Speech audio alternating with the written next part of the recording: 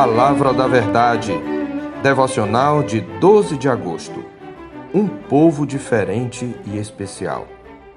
Pedro, apóstolo de Jesus Cristo, aos eleitos que são forasteiros da dispersão no Ponto, Galácia, Capadócia, Ásia e Bitínia, eleitos segundo a presciência de Deus Pai, em santificação do Espírito, para a obediência e a aspersão do sangue de Jesus Cristo, graça e paz vos sejam multiplicadas.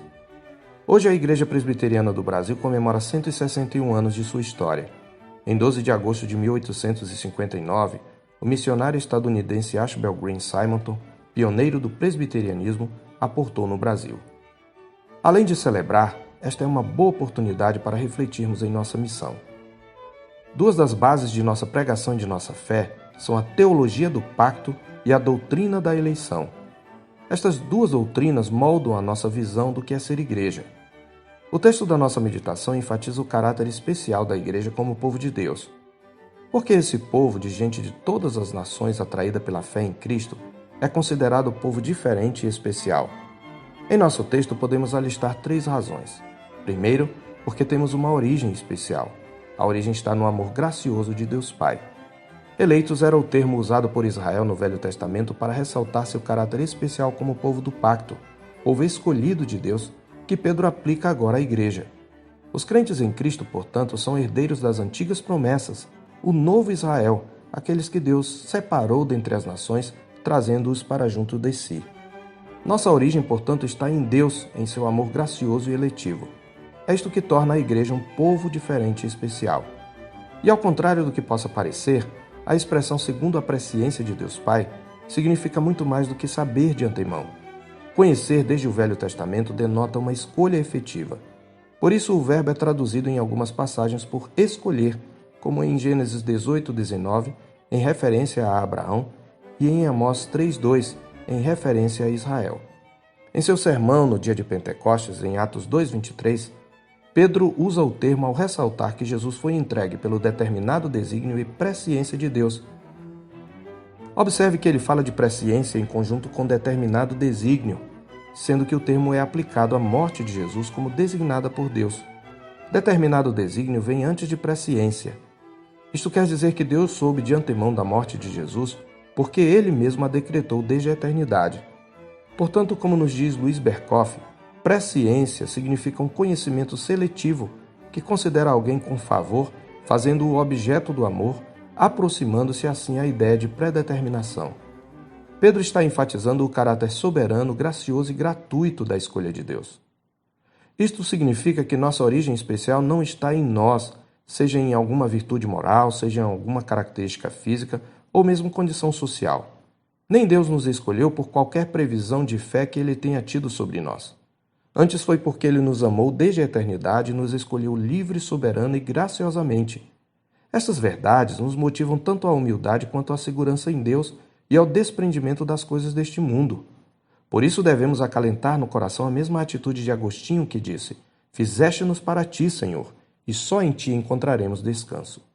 É por isso também que Pedro chama seus leitores de forasteiros da dispersão ou peregrinos dispersos. Os forasteiros são uma classe de estrangeiros que se encontram de passagem numa cidade ou país, onde se fixam brevemente por vários motivos. Eles têm residência temporária. Sendo assim, não têm plenos direitos de cidadania em país estrangeiro. E assim somos nós, uma comunidade de peregrinos, forasteiros, cuja pátria permanente está nos céus, como Paulo fala em Filipenses 3:20. Embora estando no mundo, não somos deste mundo. Não devemos, portanto, estranhar a oposição cerrada do mundo sobre nós. Cristo mesmo afirmou: "Se vós fosseis do mundo, o mundo amaria o que era seu.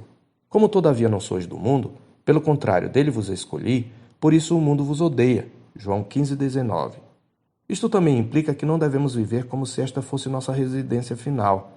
Além disso, esta expressão nos lembra que estamos em missão no mundo. Nosso objetivo primordial não é realizar nossos próprios desejos nem ser felizes, mas satisfazer a vontade daquele que nos arregimentou, como está escrito em 2 Timóteo 2:4. Somos agentes do reino de Deus no mundo e, consequentemente, devemos ter uma vida desprendida das coisas que há no mundo, uma vida que coloque os interesses do reino acima dos interesses pessoais. Isto é obediência a Jesus Cristo. Porque Ele nos advertiu: Buscai, pois, em primeiro lugar o seu reino e a sua justiça, e todas estas coisas vos serão acrescentadas. Mateus 6,33. Em segundo lugar, somos um povo especial porque recebemos uma natureza especial. Recebemos na ação santificadora do Espírito Santo. Recebemos uma natureza santa. Quando a palavra de Deus nos diz que fomos eleitos em santificação, está descrevendo a forma como a nossa eleição se concretiza historicamente. A santificação é um processo que começa na regeneração, e Pedro olha aqui especialmente os efeitos da santificação em nossa vida. Somos um povo purificado e consagrado a Deus.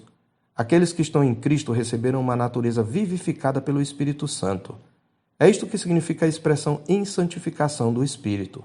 O Espírito Santo é o autor da santificação. É ele quem aplica em nós as bênçãos da salvação e o caráter de Cristo. E em terceiro e último lugar, somos o povo especial de Deus porque temos um propósito especial, um pacto de obediência a Deus, o Filho. Quando fala da aspersão do sangue de Jesus Cristo, Pedro está ecoando o Êxodo 24, de 3 a 8, especialmente o último versículo, onde é relatado o rito da aliança mosaica, selada com a aspersão do sangue de animais sacrificados sobre o povo. Ele está mostrando o valor pactual da morte de Cristo, cujo sangue purifica e consagra o povo eleito a Deus. Este pacto nos obriga à obediência para com ele. Por isso, a palavra de Deus nos diz que fomos eleitos para a obediência e a aspersão do sangue de Jesus Cristo.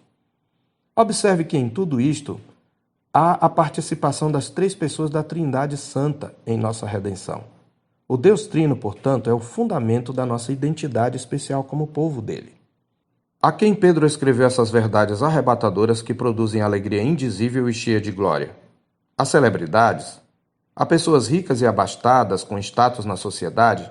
Talvez algumas delas o fossem. A gente sem problemas, confortável em sua vida cristã, que vivia sob sombra e água fresca e sem nenhum conflito? Acaso ele escreveu a pessoas que não viviam em seu lar nenhum conflito por causa de sua fé? Absolutamente não. Antes, o povo diferente e especial ao qual Pedro se dirigia era um povo que, mesmo sendo fiel a Deus, era contristado por variadas provações. Gente que, por causa da sua fé, era caluniada por seus vizinhos até perante as autoridades. Escravos que, mesmo trabalhando de modo exemplar, eram esbofeteados por perversos senhores. Mulheres crentes ameaçadas por maridos incrédulos. Gente zombada e ameaçada por seus concidadãos ímpios. Gente questionada quanto à sua fé, pressionada pelo mundo e atacada pelo diabo. Pedro está falando a gente burilada pelo fogo das provações. Gente como nós. As coisas não são muito diferentes hoje. Fala-se muito de racismo e discriminação hoje em dia, mas se formos honestos, admitiremos que os cristãos são o povo mais perseguido do mundo, independentemente da etnia a que pertencem. São 200 milhões de perseguidos ao todo. Mas conquanto possa e até deva lutar contra as injustiças sofridas, um genuíno cristão não abraça o discurso da vitimização nem a política do ressentimento. Afinal, essas provações fazem parte da nossa missão e são parte da evidência do nosso caráter diferente e especial.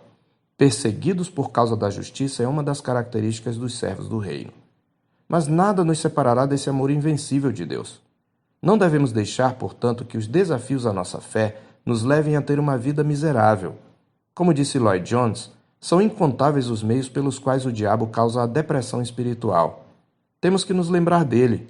O seu objetivo é deprimir o povo de Deus, de tal forma que ele possa ir ao homem do mundo dizendo: eis o povo de Deus, você quer ser assim? Crente, como é que você vive? Vive como um miserável, olhando para as circunstâncias, para as hostilidades, ou vive como membro de um povo diferente e especial, amado por Deus Pai, regenerado pela santificação do Espírito Santo para a obediência e o pacto do sangue de Jesus Cristo? Eu sou o pastor Marcos Augusto, pastor da Terceira Igreja Presbiteriana de Boa Vista, em Roraima. Tenha um bom dia na paz do Senhor.